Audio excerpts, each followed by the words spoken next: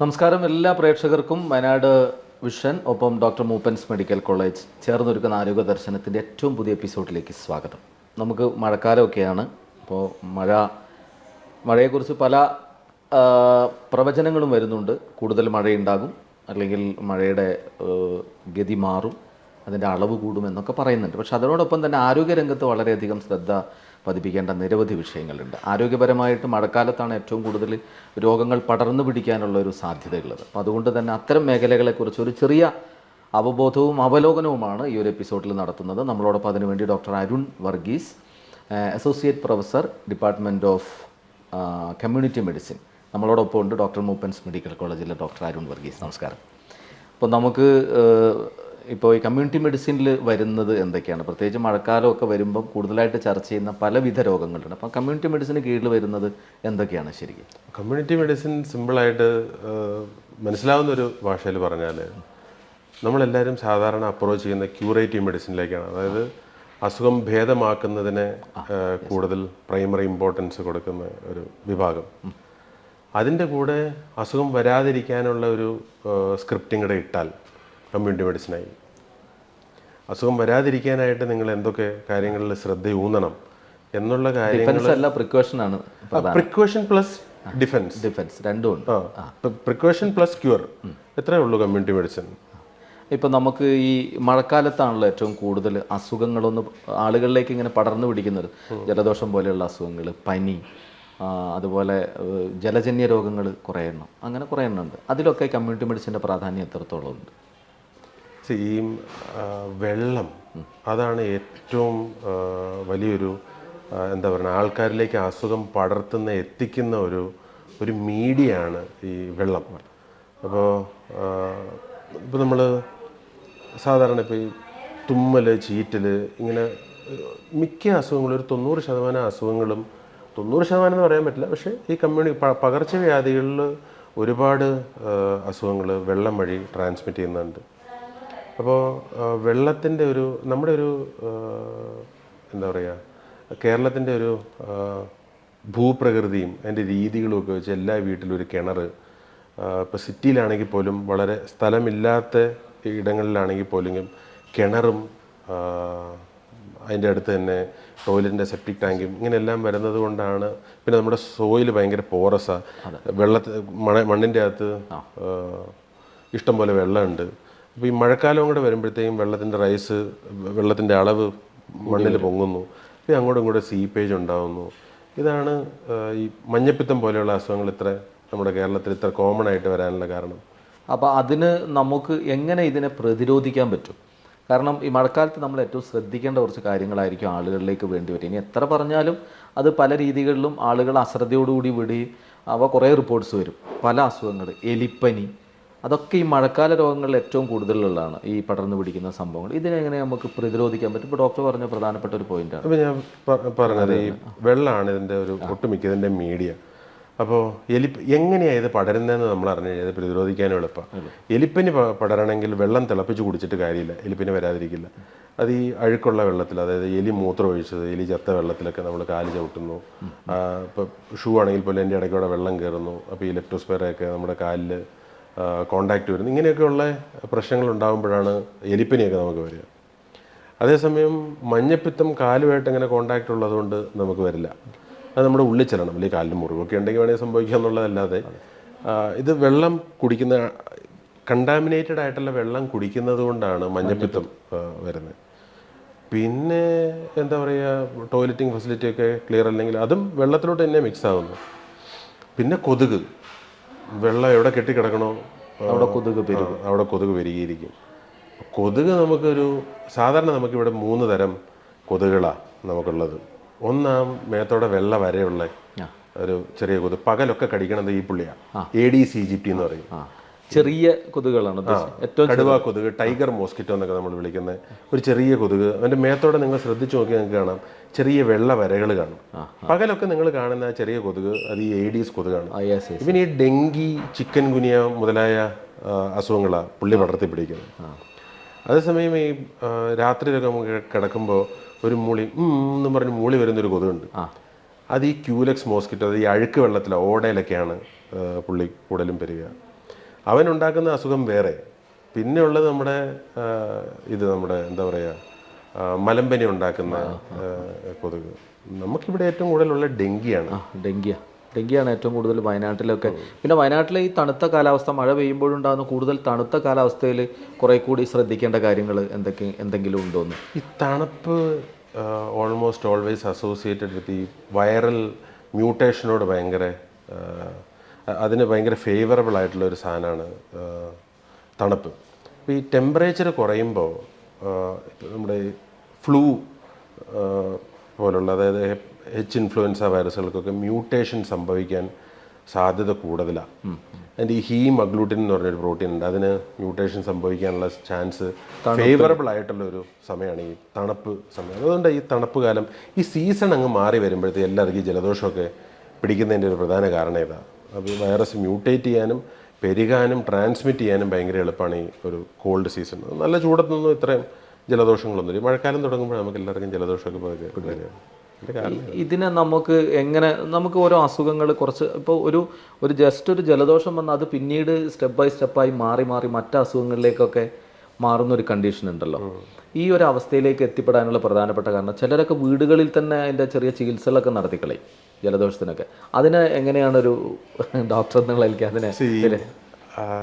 ആ കോവിഡ് വന്ന സമയത്തായിരുന്നു ഇതിൻ്റെ ഏറ്റവും കൂടുതൽ ഈ വീട്ടിൽ ചികിത്സ ഭയങ്കര ബൂമായൊരു സമയം. ആ സമയത്ത് എന്നോട് കുറേ പേഷ്യൻസൊക്കെ പറയുണ്ടായി, നല്ല ചൂടുള്ള വെള്ളം കൊണ്ട് ആവി പിടിച്ചു, അപ്പോൾ അതുകൊണ്ട് അണുക്കളെല്ലാം ചത്തുപോകുന്നു. ഈ അണുക്കളെ കൊല്ലാനുള്ള ചൂടെന്ന് പറഞ്ഞാൽ 100 ഡിഗ്രിക്ക് മേളിൽ കയറുന്ന ചൂടാണ് മിക്കവാറും അണുക്കളെ കൊല്ലുന്നത്. അത്രയും ഡിഗ്രിയിൽ സ്റ്റീം കയറി കഴിഞ്ഞ് കഴിഞ്ഞാൽ ഉള്ളൊക്കെ വെന്ത് പോകും. അപ്പോൾ ഈ എവിടെയെങ്കിലും നീരാവി കൊണ്ട് പൊള്ളി അല്ലെങ്കിൽ അങ്ങനെയുള്ളൊരു സ്ഥലത്ത് നമ്മൾ വരുന്ന ആൾക്കാരെ രക്ഷപ്പെടുത്തുക എന്ന് പറഞ്ഞാൽ ഭയങ്കര ശ്രമകരമാണ്. കാരണം വെള്ളം വീഴുന്നതിനേക്കാളും ചൂട് കൂടുതലായിരിക്കും ഈ സ്റ്റീം വലിച്ചു കയറ്റുമ്പോൾ സംഭവിക്കുന്നത്. അപ്പോൾ അത്രയും സ്റ്റീമിൽ ഇപ്പോൾ 100 ഡിഗ്രിക്ക് മേളിലാണ് സ്റ്റീമിൻ്റെ ടെമ്പറേച്ചർ. ആ ടെമ്പറേച്ചറിൽ ആവി വലിച്ചു കയറ്റി അണുക്കളെ കൊന്നു കഴിഞ്ഞാൽ ആൾ പിന്നെ ജീവിച്ചിരിക്കില്ല, കാരണം ഉള്ളെല്ലാം വെന്ത് പോയിട്ടുണ്ടാവും. അപ്പോൾ അങ്ങനെയല്ല ശരിക്കും അണുക്കളെ കൊല്ലുന്നത്. ഈ ഉപ്പിട്ട വെള്ളം കൊണ്ട് അല്ലെങ്കിൽ സലൈൻ നെബുലൈസേഷനൊക്കെ ചെയ്യുന്നുണ്ട് നമ്മുടെ എയർവേ, ഇതിലുള്ള ഈ നോർമൽ സെക്രീഷൻ കുറച്ച് കൂടുതലുണ്ടാവും. അതായത് ജലദോഷമൊക്കെ വരുമ്പോൾ മൂക്കൊലിക്കണതിൻ്റെ കാരണം എല്ലാവർക്കും നമുക്ക് നോർമലായിട്ട് കുറച്ച് സെക്രീഷൻസ് ഉണ്ട്, അത് കുറച്ച് കൂടുതലാവും ജലദോഷമൊക്കെ വരുമ്പോൾ. ഈ കൂടുതലാവുന്ന എയർവേനെ നമ്മൾ ആവി പിടിച്ചു കഴിഞ്ഞാൽ ശ്വാസകോശം മൊത്തം ഒന്ന് തുറന്ന് കിട്ടാനായിട്ട് സഹായിക്കും. പിന്നെ ആ കഫമൊക്കെ നന്നായിട്ടൊന്ന് ഇളകി പോരാനും ഒക്കെ ആയിട്ടൊരു സഹായമുണ്ട് നമ്മൾ ആവി പിടിക്കുന്നുണ്ട്. അത്രേ അതുകൊണ്ടുള്ള ബെനിഫിറ്റുള്ളൂ. ആവി പിടിച്ചുകൊണ്ട് ഒരു അണുക്കളും ചത്തുപോകാനൊന്നുമില്ല. അപ്പോൾ ഇതൊക്കെ വാട്സപ്പിൽ ഇങ്ങനെ പലരും ഇങ്ങനെ ഉന്തിത്തള്ളി ഇങ്ങനെ വരുന്ന ഒരു ആവിപിടുത്തം എന്ന് പറയുന്നത് സാധാരണ വീടുകളിലൊക്കെ വലിയൊരു പ്രതിവിധിയായിട്ട് കാണുന്ന വീടുകളാണ് പല ആളുകളും. അല്ല, ആവി പിടിക്കുന്നത് നല്ലതാണ്. ആവി പിടിക്കുന്ന പറഞ്ഞാൽ എയർവേ പേറ്റൻ്റായി കിട്ടുമെന്ന് ക്ലിയറായി കിട്ടാനായിട്ട് സഹായിക്കുന്ന ഒരു സാധനമാണ്. എന്നാൽ വളരെ അപൂർവം ചിലർക്ക് ആവി പിടിച്ചതുകൊണ്ട് അവർക്ക് ജലദോഷം കൂടുന്നവരുമുണ്ട്. ഇൻഡിവിജ്വലായിട്ട് ചെറിയ വേരിയേഷൻസൊക്കെ ഇപ്പോൾ എല്ലാ മനുഷ്യനെയും കണ്ടാൽ ഒരുപോലെ ഇരിക്കുകയല്ല എന്ന് പറയുന്ന പോലെ ചിലരുടെ ശരീരത്തിന് ചെറിയ വ്യത്യാസങ്ങളൊക്കെ ഉണ്ട്. പക്ഷേ 99% ആവി പിടിക്കുന്നത് വളരെ ഗുണം ചെയ്യുന്ന ഒരു, പക്ഷെ അതൊരു അളവിൽ കൂടുതൽ അണുക്കളെ കൊല്ലാനാണ് എന്നുള്ളൊരു തെറ്റിദ്ധാരണ കൂടി ഉണ്ടാകുന്നത്. അതുകൊണ്ട് ഒരു അണുക്കളൊന്നും ചാവാൻ പോകുന്നില്ല. ഈ മഴക്കാലത്ത് നമ്മൾ ശ്രദ്ധിക്കേണ്ടതായ കുറച്ച് കാര്യങ്ങൾ എന്തൊക്കെയാണ്? ഇപ്പോൾ പ്രേക്ഷകരോട് പറയുമ്പോൾ നമ്മൾ ഏറ്റവും കൂടുതൽ കുട്ടികളുടെ കാര്യത്തിലുണ്ട്, ചെറിയ കുട്ടികളുടെ കാര്യത്തിൽ, പിന്നെ വീടുകളിലുള്ള കാര്യത്തിൽ മഴക്കാലത്ത് ഏറ്റവും കൂടുതൽ ശ്രദ്ധിക്കേണ്ട അസുഖം വരുമ്പോഴാണ് എല്ലാവരും ശ്രദ്ധിക്കുക. പക്ഷേ ഡോക്ടർ പറഞ്ഞ പോലെ പ്രതിരോധവും അതോടൊപ്പം വിമുക്തിയും എന്നുള്ളൊരു സംഭവം ഉണ്ടാവാറില്ല. പ്രതിരോധമില്ല, വന്നതിന് ശേഷം ചികിത്സിക്കുന്ന ഒരവസ്ഥയാണ്. എന്തൊക്കെ കാര്യങ്ങൾ നമുക്കൊന്ന് കെയർ ചെയ്യാം? ഇപ്പോൾ നമുക്ക് അസുഖം വന്നതിൽ നിന്ന് തുടങ്ങാം. പ്രതിരോധത്തിൽ നിന്ന് തുടങ്ങിയ അസുഖം വന്നു കഴിഞ്ഞിട്ടല്ല, അസുഖം വന്നതിൽ നിന്ന് നമുക്കിനി നമ്മളൊന്ന് വീണാലേ പഠിക്കൂ. അതെ. അപ്പോൾ അതുകൊണ്ട് അങ്ങനെ തുടങ്ങുക നമുക്ക് കുറച്ചുകൂടെ എളുപ്പം. ഇപ്പോൾ ഒരാൾക്കൊരു അസുഖം വന്നു, ഒരു ജലദോഷം വന്നു, ജലദോഷം സാധാരണ നമുക്ക് വരുന്ന ജലദോഷം വന്നു, ഒരാഴ്ച കൊണ്ട് അത് ഒതുങ്ങിപ്പോയിക്കോളും, വേറെ കുഴപ്പമൊന്നും ഇല്ലെങ്കിൽ. ചെറിയ കുട്ടികളൊക്കെ ആണെങ്കിൽ ചിലപ്പോൾ അത് ഈ കഫക്കെട്ട് കൂടുതലൊക്കെ ആയി ചിലപ്പോൾ അത് ന്യൂമോണിയൊക്കെ ആയിട്ട് മാറാൻ സാധ്യതയുണ്ട്. ഈ വൈറൽ ഇൻഫെക്ഷൻ നമ്മുടെ ശരീരത്തിൽ എന്തെങ്കിലും ഒരു അസുഖം വരുവാണെങ്കിൽ, ഇപ്പോൾ ഒരു റെസ്പിറേറ്ററി ശ്വാസകോശ സംബന്ധമായ ഒരു അസുഖം വരുവാണെങ്കിൽ, അതൊരു വൈറൽ അസുഖവും കൂടെ ആണെങ്കിൽ ബാക്ടീരിയകളും തക്കം പാർത്തിരിക്കുകയാണ്, ഒരു അവസരത്തിന് വേണ്ടിയിട്ട് തക്കം പാർത്തിരിക്കുക. അപ്പോൾ ഈ വൈറൽ ഇൻഫെക്ഷൻ വരുന്നതിൻ്റെ പുറകെ തന്നെ ഒരു 2-3 ദിവസം കഴിയുമ്പോഴത്തേക്കും ബാക്ടീരിയയും ഈ അന്തരീക്ഷത്തിലുള്ള ബാക്ടീരിയ എല്ലാം ഇതിൻ്റെ അകത്ത് കയറി കൂടുകയും അതുമൂലം വീണ്ടും അസുഖം ഉണ്ടാവാനുള്ള സാധ്യതയും ഉണ്ട്. അപ്പോൾ അതിനെ പ്രതിരോധിക്കുക എന്നുള്ളതാണ് ഒന്നാമത്തെ ഇത്. അപ്പോൾ ഈ ഒത്തിരി യാത്രകളൊക്കെ ചെയ്യാതിരിക്കുക. ജലദോഷം വരുമ്പോൾ അല്ലെങ്കിൽ നമുക്ക് പനിയൊക്കെ വരുമ്പോൾ നമ്മളിത്തിരി റെസ്റ്റൊക്കെ എടുക്കുക. അപ്പോൾ ഒരുപാട് ഓടി അലഞ്ഞ് എക്സ്പോഷറൊക്കെ ആയിട്ട് ഇങ്ങനെ നടക്കുന്നതിനേക്കാൾ നല്ലത് അതാണ്. ഇത്തിരി ശരീരത്തിന് റെസ്റ്റ് ആവശ്യം വരുമ്പോഴാണ് പനിയൊക്കെ ആയിട്ട് നമ്മൾ പുറത്തോട്ട് കാണിക്കുന്നത്. ശരീരം നമ്മളോട് പറയുന്ന നമുക്കൊരു ഇച്ചിരി റെസ്റ്റ് തരണം. ഒരു മെഷീൻ അതിന് ഇത്തിരി എന്തെങ്കിലും ഒന്ന് സർവീസ് ചെയ്യേണ്ട ഒരു അവസ്ഥയിൽ, ഇപ്പോൾ നമുക്കൊരു കാറുണ്ടെങ്കിൽ പോലും സർവീസ് ചെയ്യാറാകുമ്പോൾ നമ്മൾ അതുകൊണ്ട് വലിയ ലോങ് ഡ്രൈവൊന്നും നമ്മൾ പോകാറില്ല. വളരെ അത്യാവശ്യമൊക്കെ ഒന്ന് ഓടിച്ച് നമ്മൾ തിരിച്ചു കൊണ്ടുപോയിക്കും എന്ന് പറഞ്ഞ പോലെ തന്നെ നമുക്കൊരു വയ്യായ്ക വന്നാൽ നമ്മളുടെ റെസ്റ്റൊക്കെ എടുക്കുക, വൈദ്യസഹായം തേടുക. ഇനി ഇപ്പോൾ നമ്മൾ ഈ ജലദോഷത്തിൻ്റെ കാര്യം പറഞ്ഞു, ഇതുപോലെ എല്ലാ പനിയും വീട്ടിൽ വെച്ച് ചികിത്സിക്കാനായിട്ട് നോക്കാതിരിക്കുക. കാരണം ഇപ്പോൾ മഞ്ഞപ്പിത്തം വന്നു കഴിഞ്ഞാൽ പോലും വീട്ടിൽ വെച്ച് ചികിത്സിച്ചുകൊണ്ടിരുന്ന ഈ ഹെപ്പറ്റൈറ്റിസ് എ എന്ന് പറയുന്നതാണ് സാധാരണ നമുക്ക് വെള്ളത്തിൽ കൂടെ കിട്ടുന്ന മഞ്ഞപ്പിത്തം. ബി ഒക്കെ വേറെ റൂട്ട് വഴിയാണ്. നമ്മൾ കൂടുതൽ കൺസേൺഡ് ആയിട്ടുള്ള ഈ മഴക്കാലത്ത് കൺസേൺഡ് ആവുന്ന സാധനം ഹെപ്പറ്റൈറ്റിസ് എ മൂലം ഉണ്ടാകുന്ന മഞ്ഞപ്പിത്തമാണ്. ഇത് കരളിന് വീക്കം വരുത്തുന്നതാണ് ഈ പ്രശ്നം. അപ്പോൾ കണ്ണിൽ മഞ്ഞ നിറമൊക്കെ കാണും.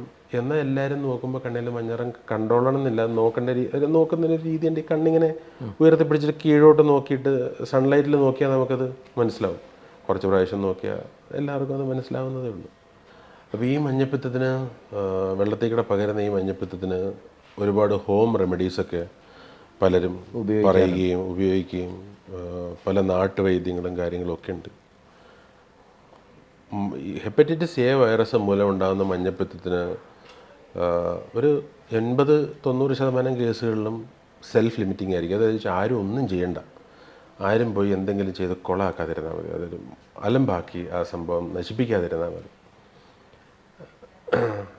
ഈ ലിവറിന്, കരളിന് കുഴപ്പമുണ്ടാക്കുന്ന അല്ലെങ്കിൽ ജോലിഭാരം കൂട്ടുന്ന സാധനങ്ങളൊന്നും ആ സമയത്ത് ചെയ്യാതിരിക്കുക. ഉദാഹരണത്തിന് ഈ കൊഴുപ്പടങ്ങിയ ഭക്ഷണം, മദ്യപിക്കുക, വേദനാ സംഹാരികൾ കഴിക്കുക, പാരസെറ്റമോളൊക്കെ കണ്ടമാനം ഉപയോഗിക്കുക, ഇങ്ങനെയുള്ള സാധനങ്ങളൊക്കെ ആ സമയത്ത് ചെയ്യാതിരുന്നാൽ മതി. അങ്ങനെയാണെങ്കിൽ തന്നെ ഈ ലിവറിന് ഇത്തിരി, കരളിന് ഇത്തിരി റെസ്റ്റ് കൊടുക്കാൻ പറ്റും. അങ്ങനെയാണെങ്കിൽ തന്നെ അത് മിക്കവാറും കേസുകളിൽ അത് തനിയെ അത് സുഖപ്പെട്ട് വരും. ഒരു 1-2 മാസത്തിനുള്ളിൽ അത് റെഡി ആയിക്കോളും. അതിന് പകരം തെറ്റായ ചികിത്സാ രീതികൾ ഒക്കെ പലരും നടത്തുന്നുണ്ട്. ചിലപ്പോൾ അത് ബുദ്ധിമുട്ടിലേക്ക് നയിക്കും അവസാനം. അപ്പോൾ സാധാരണഗതിയിൽ മഞ്ഞപ്പിത്തം വന്നു കഴിഞ്ഞാൽ നമ്മളൊക്കെ ചെയ്യണതും അതിനെ ലിവറിനെ പ്രൊട്ടക്റ്റ് ചെയ്യാൻ അതിൻ്റെ കുറച്ച് എൻസൈംസ് ഒക്കെ ഉള്ള സാധനങ്ങൾ കൊടുക്കുകയും ലിവറിന് ടോക്സിക് ആയിട്ടുള്ള രീതിയിൽ യാതൊരു സംഭവങ്ങളും നിങ്ങൾ നടത്താതിരിക്കാൻ കാര്യങ്ങളെല്ലാം പറഞ്ഞു കൊടുക്കുകയാണ് സാധാരണ ചെയ്യുക. അത്രേ അതിന് ചെയ്യാനുള്ളൂ. അപ്പോൾ അസുഖം വന്നു, അയാൾക്കുള്ള കാര്യങ്ങൾ നമ്മൾ നോക്കി. ഇനി അടുത്ത ആൾക്ക് എങ്ങനെ വരാതിരിക്കും? ഒരു കുടുംബത്തിൽ നിന്ന്, ഒരു ഫാമിലിയിൽ നിന്ന്, ഒരു സമൂഹത്തിൽ നിന്ന് വരുന്ന ഒരു മനുഷ്യനോ അല്ലെങ്കിൽ ഒരു പുരുഷനോ സ്ത്രീയോ ആയിരിക്കും ഈ അസുഖമായിട്ട് വന്നത്. ഇവർ മറ്റുള്ളവർക്ക് ഈ അസുഖം കൊടുക്കും. ഇത് കൊടുക്കാതിരിക്കാൻ എന്നാ മാർഗം? കൊടുക്കാതിരിക്കാൻ ഇവരുപയോഗിച്ച ഗ്ലാസ്സുകളിൽ നിന്ന്, ഭക്ഷണത്തിൽ നിന്നൊക്കെ മറ്റുള്ളവർ വെള്ളം കുടിക്കാതിരിക്കുക. വെള്ളം വീട്ടിൽ തിളപ്പിച്ച് തന്നെ ഉപയോഗിക്കുക എല്ലാവർക്കും. പിന്നെ പേഴ്സണൽ ബിലോങ്ങിങ്സ് ഷെയർ ചെയ്യാതിരിക്കുക. അവരെ ഉപയോഗിച്ച തോർത്ത്, സോപ്പ്, അങ്ങനെയുള്ള സംഭവങ്ങളൊന്നും, സോപ്പിനൊന്നും കുഴപ്പമില്ല. ഇത് ഒന്നുകിൽ വായിക്കടെയുള്ള സ്രവങ്ങൾ അല്ലെങ്കിൽ മലം, ഈ 2 സാധനത്തേക്കിടെ ടോയ്ലറ്റൊക്കെ അത്രത്തോളം. ഈ ടോയ്ലറ്റ് പോയിട്ട് കൈ കഴുകുന്നത് ഭയങ്കര ഇമ്പോർട്ടൻ്റ് ആയിട്ടുള്ളൊരു കാര്യമാണ്. നമ്മുടെ നാട്ടിൽ എല്ലാവരും വെള്ളമുള്ള ക്ലോസറ്റുകളാണ് ഉപയോഗിക്കുന്നത്. ഒരു പരിധിവരെ ഇങ്ങനെയുള്ള അസുഖങ്ങൾ പകരുന്നതിൻ്റെയും കാരണം ഈ വെള്ളമാണ്. വിദേശ രാജ്യങ്ങളിൽ ടിഷ്യൂ പേപ്പർ ഉപയോഗിക്കുന്നതിന് നമ്മൾ പലപ്പോഴും തമാശ രൂപേണ കളിയാക്കാറൊക്കെ ഉണ്ട്. പക്ഷേ അതിന് ആരോഗ്യ മേഖലയിൽ നോക്കിയാൽ അതിൻ്റേതായ ഗുണങ്ങളുണ്ട്. ഇനി അവരുപയോഗിക്കുന്നത് ആരോഗ്യ മേഖലയുടെ അല്ലെങ്കിൽ ആരോഗ്യ സംരക്ഷണം കൊണ്ടും മാത്രമായിരുന്നില്ല, അത്രയും തണുപ്പുള്ള സ്ഥലത്ത് തണുത്ത വെള്ളം ഉപയോഗിക്കുക എന്ന് പറയുന്നതും ഭയങ്കര ശ്രമകരമായിട്ടുള്ളൊരു കാര്യമാണ്. 2 കാരണങ്ങളുണ്ട്. എന്നാലും ഈ വെള്ളത്തിൻ്റെ ഉപയോഗം ടോയ്ലറ്റുകളിൽ കുറയ്ക്കുകയും ഡ്രൈ ആയിട്ട് ടോയ്ലറ്റ് ഉപയോഗിക്കുന്ന അവരുടെ സമ്പ്രദായം ഹെൽത്ത് വൈസ് അത് നല്ലൊരു കാര്യമാണ്, നമ്മളതിനെ കളിയാക്കുന്നുണ്ടെങ്കിൽ പോലും. അപ്പോൾ ഈ ടോയ്ലറ്റിൻ്റെ ഹാൻഡ്ലിംഗ് ആണ് ഇതിൻ്റെ ഏറ്റവും ഇമ്പോർട്ടൻ്റ് ആയിട്ടുള്ള കാര്യം. ടോയ്ലറ്റിൽ പോയി കഴിഞ്ഞാൽ വൃത്തിയായിട്ട് കൈ 2-3 പ്രാവശ്യം സോപ്പിട്ട് കഴുകുക. ഒരു 30 സെക്കൻഡെങ്കിലും സോപ്പ് കയ്യിൽ നിൽക്കണം. സോപ്പ് ഇട്ട വഴിയെ കഴിഞ്ഞിട്ട് അത്ര ഇഫക്റ്റീവ് അല്ല. സോപ്പ് ഒരു 30 സെക്കൻഡെങ്കിലും കയ്യിൽ നിൽക്കാൻ പാകത്തിന് 30 സെക്കൻഡ് തൊട്ട് 1 മിനിറ്റ് വരെ സോപ്പ് കയ്യിൽ ഹോൾഡ് ചെയ്താൽ മാത്രമേ, അല്ലെങ്കിൽ ആ പത നന്നായിട്ട് ഇരുന്ന് വാഷ് ചെയ്തെങ്കിൽ അങ്ങനെ മാത്രമേ അത് അണുക്കൾ. പ്രധാനപ്പെട്ട കാര്യമാണെന്ന് തോന്നുന്നു അല്ലേ അത്, ഈ ഒരു സംഭവം ടോയ്ലറ്റിൽ പോയിട്ട് വാഷ് ചെയ്യുക എന്നുള്ളത്. സോപ്പിട്ട് വാഷ് ചെയ്യുക, അതുപോലെ സോപ്പ് ഉപയോഗിച്ച് വാഷ് ചെയ്യുക. നഖങ്ങളൊക്കെ അതിൻ്റെ ഇടയ്ക്കൊക്കെ ഇതൊക്കെ കയറിയിരിക്കും. അപ്പോൾ നഖം ഒക്കെ പ്രോപ്പറായിട്ട് ട്രിം ചെയ്യുക. നഖത്തിൻ്റെ ഇടയ്ക്കൊക്കെ ഈ ഹാൻഡ് വാഷ് ചെയ്യണ ഒരു ടെക്നിക്കൊക്കെ ഇപ്പോൾ എല്ലാവർക്കും അറിയാം. കോവിഡ് വന്ന സമയത്ത് എല്ലാവർക്കും അറിയാവുന്നതാണ്. അതിലൊരു സ്റ്റെപ്പാണ് ശരിക്കും നമ്മൾ ഇങ്ങനെ കാണിക്കുന്ന ഒരു, അത് ഈ നഖവും കൂടെ ഇവിടെ ശരിക്കിട്ട് ഉരയ്ക്കണതാണ്. 2 കൈയും ഇങ്ങനെ മാറുന്നു. ഈ ഭാഗമൊക്കെ നമ്മൾ മിസ്സാക്കുന്ന ഈ ഭാഗങ്ങളൊക്കെ നന്നായിട്ട് കഴുകുന്നു. പ്രോപ്പർ ഹാൻഡ് വാഷിംഗ് ടെക്നിക്ക് ആ 7 സ്റ്റെപ്പ് കറക്റ്റായിട്ട് ഫോളോ ചെയ്ത് കുറേ അസുഖങ്ങൾ മാറി കിട്ടും. ഒരുപാട് അസുഖങ്ങൾ മാറും. പിന്നെ ഇപ്പോൾ ജലദോഷത്തിനാണെങ്കിൽ ഇപ്പം ഒരു മാസ്ക് ഉപയോഗിക്കുക. കൊച്ചു കുട്ടികളൊക്കെ ഉണ്ടെങ്കിൽ നമ്മളൊരു മാസ്ക് ഉപയോഗിക്കുക, അവർക്ക് കിട്ടാതിരിക്കും. അങ്ങനെയുള്ള കാര്യങ്ങൾ ചെയ്താൽ മതി. കുറേയൊക്കെ ഇതൊക്കെ തന്നെയാണ് പ്രിക്കോഷൻ എന്ന് പറയുന്നത്. പ്രിക്കോഷൻ എന്ന് പറയുന്നത് ഇത് മറ്റൊരാൾക്ക് നമ്മൾ കൊടുക്കാതിരിക്കുക. അതിന് വേണ്ടി നമുക്ക് എന്തൊക്കെ ചെയ്യാൻ പറ്റും. മറ്റൊരാൾക്ക് കൊടുത്തു കഴിഞ്ഞാൽ അത് ഇൻഫെക്റ്റിവിറ്റി മറ്റുള്ളവരിലേക്ക് ഇങ്ങനെ പടർന്നതിൻ്റെ കമ്മ്യൂണിക്കബിലിറ്റി ഇങ്ങനെ കൂടിക്കൊണ്ടിരിക്കും, സ്പ്രെഡ് കൂടിക്കൊണ്ടിരിക്കും. ജലദോഷം സമൂഹത്തിലില്ലാത്തൊരു സമയം പോലും ഇല്ല, പക്ഷെ അതിൻ്റെ അളവ് കുറവായിരിക്കും. ഏറ്റവും പെട്ടെന്ന് പകരുക ജലദോഷം തന്നെയാണെന്ന് തോന്നുന്നു. വൈറൽ സ്പ്രെഡ് ആവുന്നത് റെസ്പിറേറ്ററി ഡ്രോപ്ലെറ്റ് വഴി പകരുന്ന അസുഖങ്ങളാണ് ഏറ്റവും പെട്ടെന്ന് പകരാനുള്ള സാധ്യത ഏറ്റവും കൂടുതൽ. ജലദോഷമായിരുന്നു നമ്മുടെ ഒരു കാഴ്ചപ്പാടിൽ പെട്ടെന്ന് പകരുന്നൊരു സാധനം. പക്ഷെ ആ കോവിഡ് ഇതെല്ലാം മാറ്റിമറിച്ച ഒരു സൃഷ്ടിയായി. അപ്പോൾ കോവിഡിൻ്റെ സമയത്ത് അതിഭയങ്കരമായ ഇൻഫെക്റ്റിവിറ്റി ആയിരുന്നു കോവിഡിന്. 2 മീറ്റർ വരെ നമ്മൾ മാറ്റി നിർത്തിയൊക്കെയാണ് വെച്ചിട്ടുണ്ട്. മാസ്കും ഈ മാസ്കിനെ കുറിച്ചൊക്കെ നമുക്ക് ഏറ്റവും കൂടുതൽ ധാരണ ഉണ്ടായിരുന്നു ഈ കോവിഡിന്റെ സമയത്തിന് ശേഷമാണ്. പക്ഷെ ശരിക്കും പല അസുഖങ്ങൾക്കും കോവിഡ് അല്ലെങ്കിൽ പോലും മാസ്ക് പ്രതിരോധ മാസ്ക് ഭയങ്കര മറ്റൊരാളിലേക്ക് കൊടുക്കാതിരിക്കുക, അതൊരു വലിയ പ്രധാനപ്പെട്ട പോയിന്റാണ് ഡോക്ടർ അത് പറഞ്ഞത്. ഈ കോവിഡ് വന്നതിന് ശേഷം ഒരുപാട് ആൾക്കാർക്ക് അതിനെക്കുറിച്ചുള്ള ഒരു ബോധ്യം ഉണ്ടായി. ഇപ്പോൾ നമ്മൾ പുറത്തിറങ്ങി കഴിഞ്ഞാൽ ആരെങ്കിലും ഒക്കെ ജലദോഷമൊക്കെ ഒരു മാസ്ക് ഉപയോഗിക്കുന്നത് കാണുകയും ചെയ്യുന്നുണ്ട്. പണ്ട് മാസ്ക് ഉപയോഗിക്കുന്നത് മലയാളിക്ക് ഒരു കുറച്ചിലും ഒരു അഭംഗിയും അവനതിൻ്റെ ഒരു എന്താ പറയുക, അവൻ്റെ ഒരു സമൂഹത്തിൽ അതിനെ വേർതിരിച്ച് കാണുന്ന പോലെ ഒരു. പക്ഷെ ഇപ്പൊ അതില്ല, അങ്ങനല്ല. അത് ഇട്ടവരെ അംഗീകരിക്കാനും തുടങ്ങിയില്ലേ. മുമ്പൊരു കച്ചീഫ് കൊണ്ടായിരുന്നു മുഴുവൻ അഭ്യാസവും ഉണ്ടായിരുന്നത്, പക്ഷെ അത് അതിനേക്കാൾ അപകടകരമായിരുന്നു. കച്ചീഫ് യൂസ് ചെയ്യുന്നത് പലയിടത്തും വെക്കും, തുറന്നിട്ട് ആ ഭാഗം മാത്രം യൂസ് ചെയ്ത് കവർ ചെയ്ത് വെച്ചാൽ കുഴപ്പമൊന്നുമില്ല. പിന്നെ നമ്മളെല്ലാവരും ചെയ്യുന്നത് ഒന്ന് തുമ്മുവാണ്, വേഗം ഇങ്ങനെ പിടിച്ചാൽ. അങ്ങനല്ല ശരിക്കും ചെയ്യേണ്ടത്. ഈ ഭാഗമാണ് ഏറ്റവും നല്ലത്, ഈ ഒരു ഭാഗം. കാരണം ഇത് വേറെ എങ്ങുമായിട്ട് നമുക്ക് കോണ്ടാക്ട് ഇല്ലാത്ത, പക്ഷേ ഇവിടെ കോണ്ടാക്ട് ഉണ്ട്. ഇവിടെ ഇത് ഏറ്റവും കൂടുതൽ കോണ്ടാക്ട് ഉള്ളൊരു സാധനമാണ്. ഇങ്ങോട്ട് തുമ്പാന്ന് പറഞ്ഞാൽ നമ്മൾ അസുഖം വാരി വിതറുന്നതിന് തുല്യമാണ് ശരിക്കും. ഇവിടെ അല്ല നമ്മൾ ഉപയോഗിക്കും. ഇവിടെ അല്ലെങ്കിൽ ഒരു കർച്ചീഫ് തുറന്ന് വെക്കുക, മടക്കി വെക്കുക. ചുരുങ്ങിയ ഒരു സമയമാണെങ്കിലും വളരെ പ്രധാനപ്പെട്ട കുറച്ച് പോയിന്റ്സാണ് ഡോക്ടർ അരുൺ വർഗീസ് നമുക്ക് നൽകിയത്. നമുക്ക് ഇപ്പോൾ അദ്ദേഹത്തിൻ്റെ കമ്മ്യൂണിറ്റി മെഡിസിനിൽ വരുന്ന കാര്യങ്ങൾ, ഇപ്പോൾ മഞ്ഞപ്പിത്തം വളരെ പ്രധാനപ്പെട്ട ഒരു സംഭവമാണ്. അതേപോലെ ഫീവർ, വൈറൽ ഫീവർ, അതോടൊപ്പം തന്നെ ജലദോഷം എന്ന് പറയുന്നത് കോൾഡ് വലിയ ഇഷ്യൂ ആയിട്ട് ഇനി മഴ വന്നിട്ടുണ്ടെങ്കിൽ, പക്ഷെ അതെങ്ങനെ പ്രതിരോധിക്കാമെന്ന് മറ്റൊരാളിലേക്ക് എങ്ങനെ കൊടുക്കാതിരിക്കുക എന്നുള്ളതിനേക്കാൾ കൂടുതൽ വലിയ അറിവൊന്നുമില്ല. തീർച്ചയായും നമ്മുടെ ഒരു ചുരുങ്ങിയ സമയം നമ്മളോടൊപ്പം ഡോക്ടർ അരുൺ വർഗീസ് അദ്ദേഹം നൽകിയ കുറേയധികം കാര്യങ്ങളുണ്ട്. മഴയാണ് കടന്നു വരുന്നത്, അപ്പോൾ ആ സമയത്ത് നമ്മൾ വെള്ളത്തിൻ്റെ ഒരു പ്രശ്നവും നമ്മളോട് പറഞ്ഞു. ഏറ്റവും കൂടുതൽ അസുഖങ്ങൾ പടരാൻ സാധ്യതയുള്ളത് വെള്ളത്തിലൂടെയാണ്. അപ്പോൾ ആ വെള്ളവും നമ്മുടെ കിണർ, ഡോക്ടർ ആ ഒരു കാര്യം പറഞ്ഞു, നമ്മുടെ കിണറിലെ വെള്ളവും നമ്മുടെ ഈ ടോയ്ലറ്റിൻ്റെ ഭാഗത്തുള്ള വെള്ളം, ചെളിവെള്ളം, പല വീടുകളുടെയും കിണറും ടോയ്ലറ്റും കുറച്ച് വ്യത്യാസം മാത്രമേ ഉണ്ടാവുള്ളൂ. അതിനിടയിൽ ഒരു ചെളിവെള്ളവും ഒഴുകി വരുന്നത് കാണാം. ഇതൊക്കെ എത്രത്തോളം ഒന്ന് ശ്രദ്ധിക്കേണ്ടതുണ്ട് എന്നുള്ളത്. ഒരു മിനിമം ഒരു 30 മീറ്ററിൻ്റെ ഗ്യാപ്പൊക്കെ ഉണ്ടെങ്കിൽ ഒരു 30 അടിയെങ്കിലും സെപ്റ്റിക് ടാങ്കും കിണറും തമ്മിൽ വേണം. ഒരു 50 അടിയൊക്കെയാണ് നമുക്ക് ഏറ്റവും നല്ല ഇത്. ഇതൊരിക്കലും കറക്റ്റായിട്ട് പറയാൻ പറ്റാത്തതിൻ്റെ ഒരു കാര്യം, നമ്മുടെ നാട്ടിൽ പല സ്ഥലത്തെയും ഈ സോയിലിൻ്റെ പോറോസിറ്റി, അതായത് അതിൻ്റെ ഉള്ളിലൂടെയുള്ള സീപ്പേജ് പല സോയിലിനും ഡിഫറെൻ്റ് ആണ്.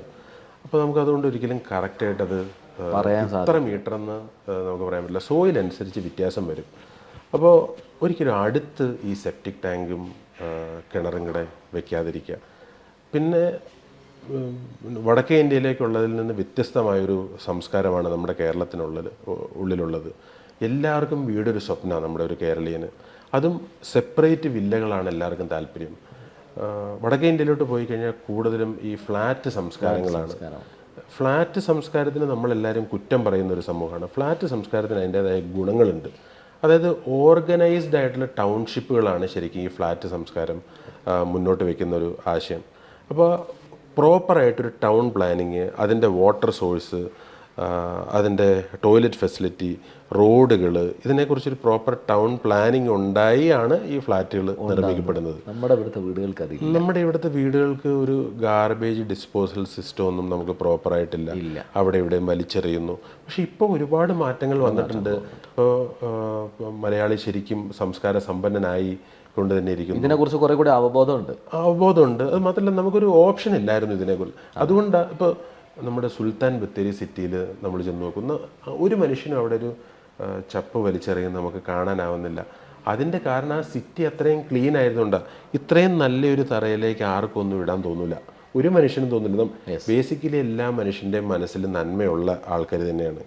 അപ്പോൾ അത് ഈ മോശം ഒരു ഇത് കണ്ടു കഴിഞ്ഞാൽ മാത്രം അവിടെ അത് വേസ്റ്റ് ഇടാനാണെന്ന് നമ്മുടെ ബ്രെയിൻ അങ്ങനെ ഫീൽ ചെയ്ത് നമ്മൾ ഇട്ടു പോകുന്നതാണ്. ഈ സുൽത്താൻ ബത്തേരി വൃത്തിയുടെ സുൽത്താൻ എന്ന് പറഞ്ഞു, ശരിക്കും പറഞ്ഞാൽ അവർക്കൊരു കോംപ്ലിമെൻ്റ് ആണ് ഡോക്ടർ ഇപ്പോൾ പറഞ്ഞത്. അല്ലാതെ നമുക്ക് എല്ലാവർക്കും നേരിട്ട് കാണാവുന്ന ഒരു സംഭവമാണ്.